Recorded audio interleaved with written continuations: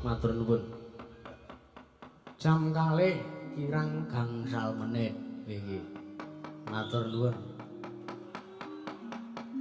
Nderek Mayu Bagyo ugi ndedonga awit pinanganten kakung kelawan putri sampun halal. Wis bali rene urung iki kira-kira. Lagi andrukan. Nggih, iki.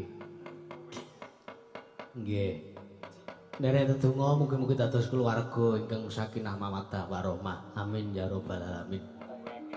Ugi ndedonga mugi-mugi pinaringan putra utawi golek kencana ing bisa tata jalma wekasan saged momong putra lan bapak cakum dalah Ibu Sri Sumarni saged momong wayah mekaten matur sembah nuwun. Iki nembang iki mauna pamundutan alamat anak soleh iki ben dipinangani karo Mbak Niken ben dadi bocah sing soleh. Ngopo kok aku ngongkon Mbak Niken ben dadi bocah sing soleh? Ben tedak turune Mbak Niken kuwi dadi bocah sing soleh. Uga tedak turune Mas. Ndi mau undangane aja to guak sik to lho wajan kowe iki wis. Putra saking Mas Wahyu Amalina dados putra ingkang soleh-solehah. Amin amin amin. Digarap langgam bae. Jan asline yo langgam. Ayo. Ayo Mbak Niken, ora usah ngeling-eling apa-apa. Iki. Yang penting nembang yo nembang. Wong iki lagu iki tembang iki selawat kok. Iki. Pendam-pendano majelisan mesti engko nek alamate anak soleh. Iki. Ngoten niku. Monggo Mbak Niken. Semene. Iki. Ayo lah. Sunan Gresik, ayo. Alamate, ayo. Aja nek celiring. Iki. Alamate. Alamate anak soleh iku papat. Iki. Badane mukmin anu deng syariat Wingi. kang dihin lisane halus ngendikane kapindho mulyakaken ing wong tuane Ya.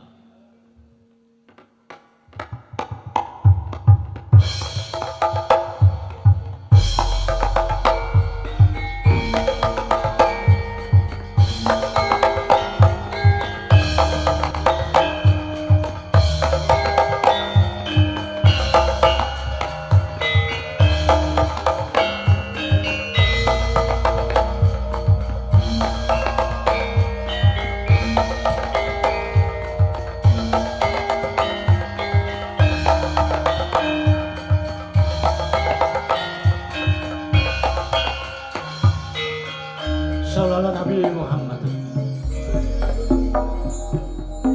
alamate soleh iku papat matane mukmin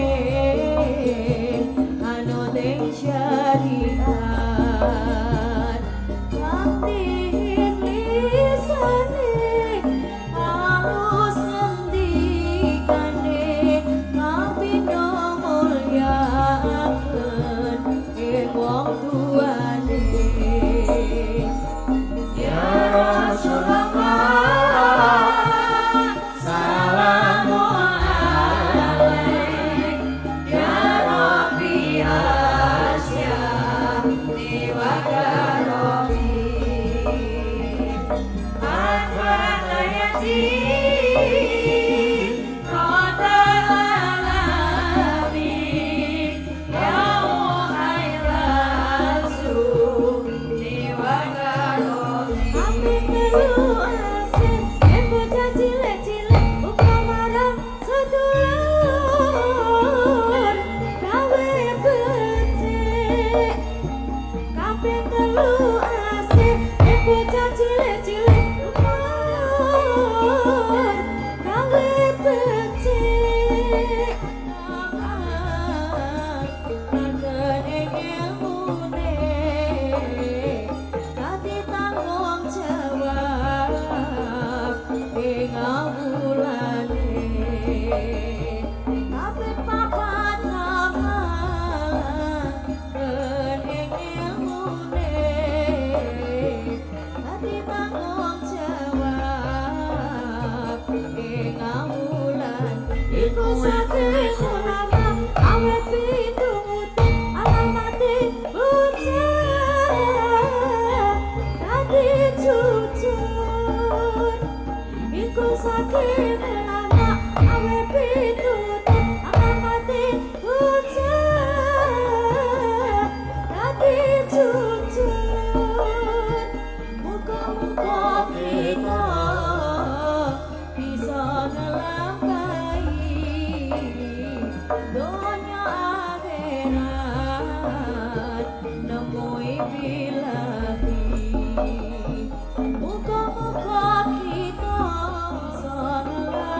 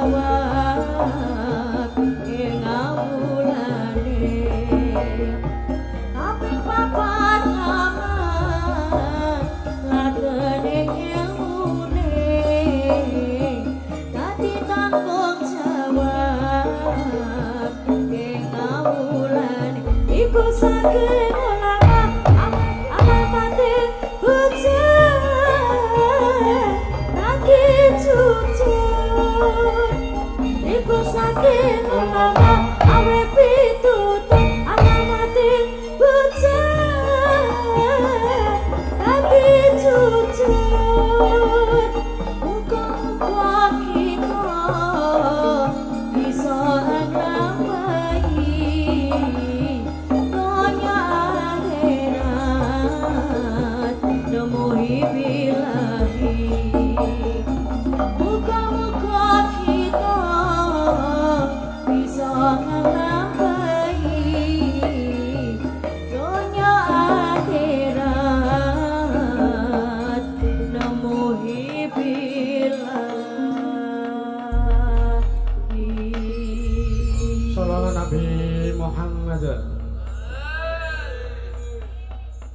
Kok kimpul ki cah goslok. Ngopo? Salat ki mbok sing cethok. Kuwi apa? Dikira ngundang kancane wedangan. Cara genah jangan. Ha iya. Ki modonge kuwi. Kaya nggon TikTok lho, Reng. Ha iya. Aku ya reti. Ayo, ki nembang le. Heeh. Sing klasik-klasik wae sing kepenak. Iya. Bengawan Solo ya le. Siap. Oh iya. Sindan sing ngapal nyewara. Oh iya. Sepira, Mas? Bengawan Solo. Yo.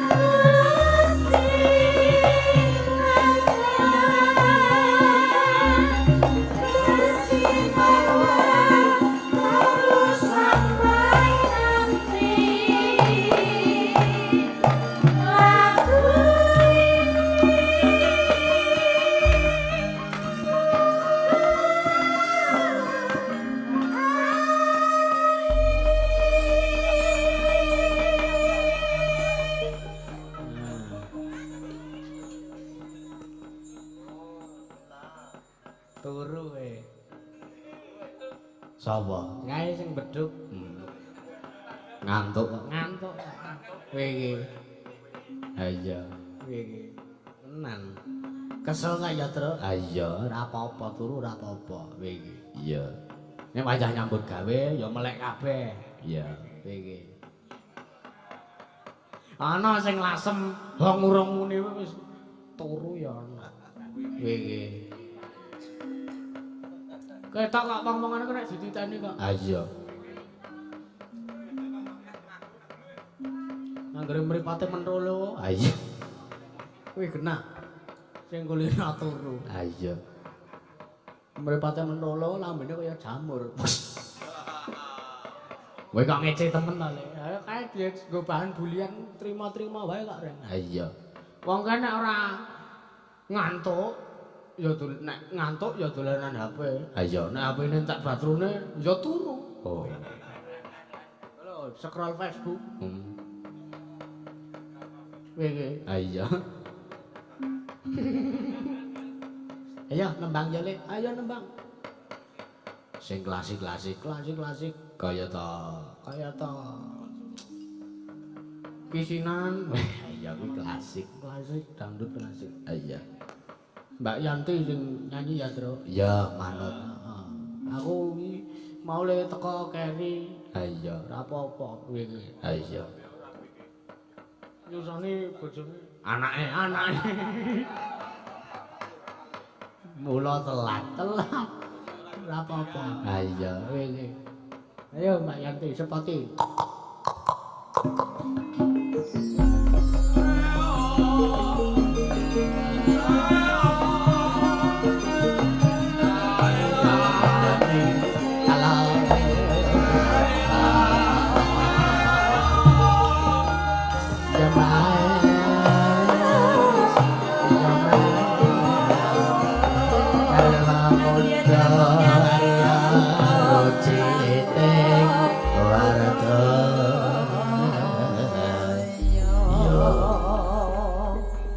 Sugeng dalu. Sugeng enjang, Mbak. Nggih sugeng enjang. Rasane kaya isih wengi. Wah iya padune arep ibu neh iki. Lah iya. Iki. Iki. Wah kowe mau Mbak, sapa? Lala. Didakek kono mikir nek kepicak-picak nek sing duwe muni yo. Mosok sing dipidak mikir sing muni yung sing duwe. Sing duwe lah kan kowe mik larang. Lah ngerti sing duwe yo ngerti dipicak aduh miku aduh. Oh ngono. Heeh. Iki. Iki. Heeh. Nembang ya, Mbak. Nggih. Kisinan apa kisinan kok kowe. Kisinan piro? Sing digarap siji apa loro masuke? Kisinan siji apa kisinan loro? Oh, urung rilis. Kowe iki. Iya. Siji ara. Mbok loro. Alah siji.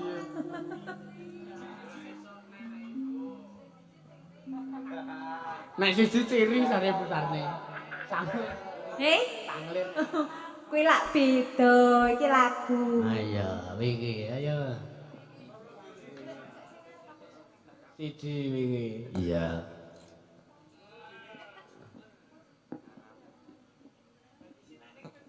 Sing siji iki sing kepiye iki? Kisinan nok bola bali, kisinan loro. Ora apa-apa wingi. Ha iya. Sidane apa wingi? Kisinan. Siji. Siji wingi. Wingi.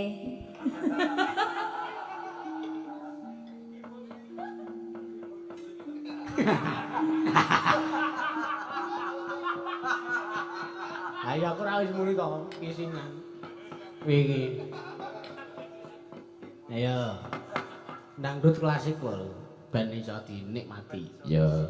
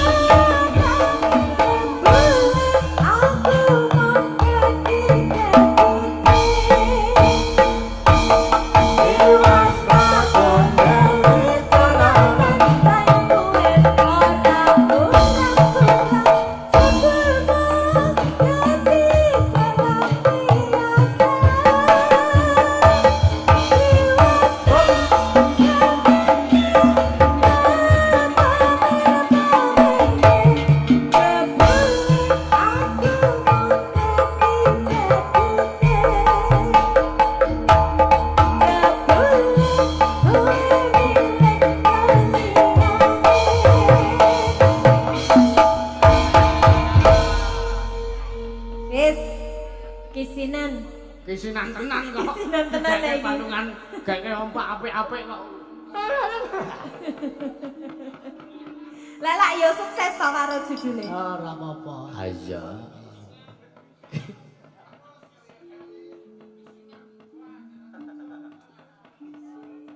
Mas Mojo rawuh. Iya. Main jaipong. Ayo. Ayo. Matur nuwun. Ya. Ayo.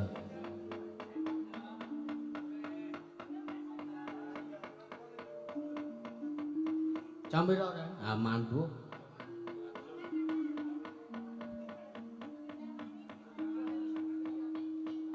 Hah? Ayo, yo ngateko sing muni kuwi kok. Kowe iki. Via wae supre bar nembang alamate anak.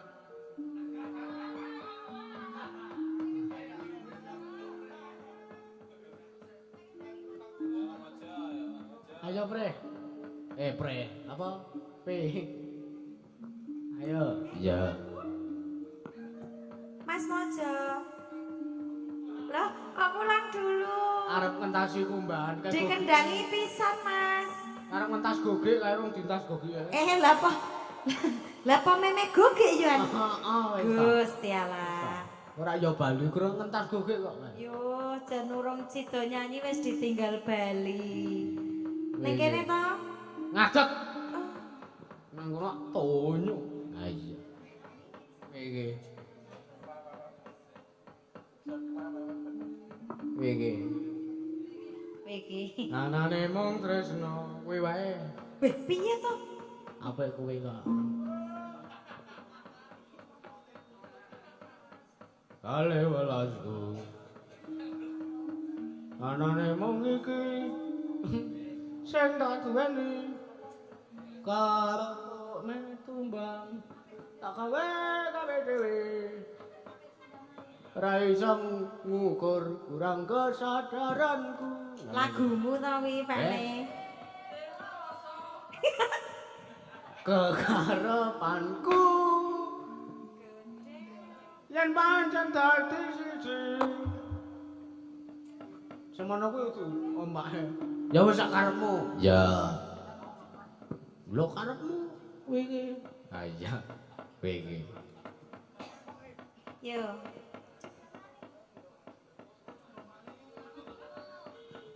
Mane apa Hati-hati Mas Mojo.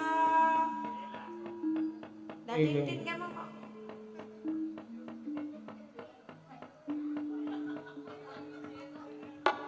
tunjung. Ya ayo po.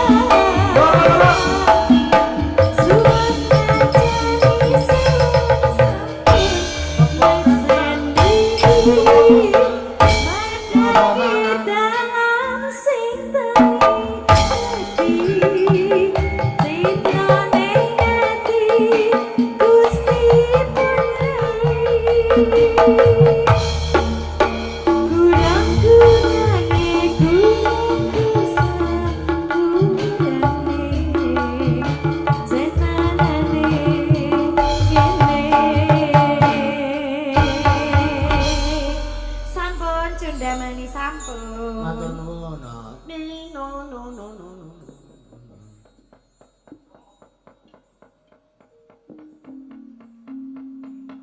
Ayo terus kelakon joreng yo. Yo. Sabar. Wih. Angin nami milih arum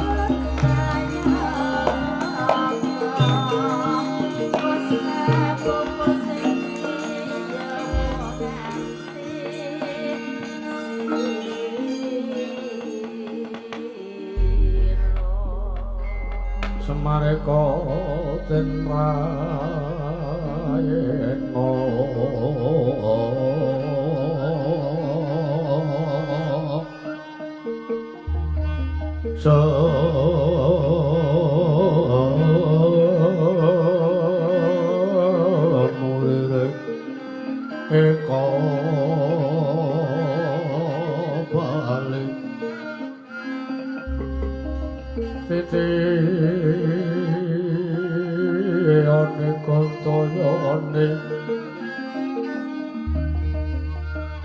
Trisunya Purnama sasi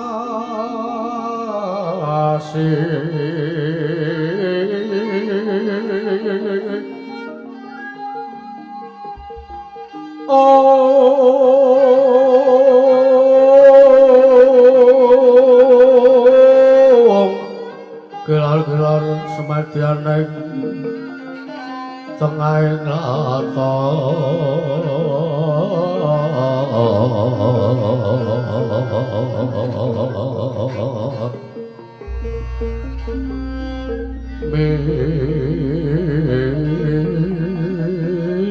milih ana lintang Bima Sakti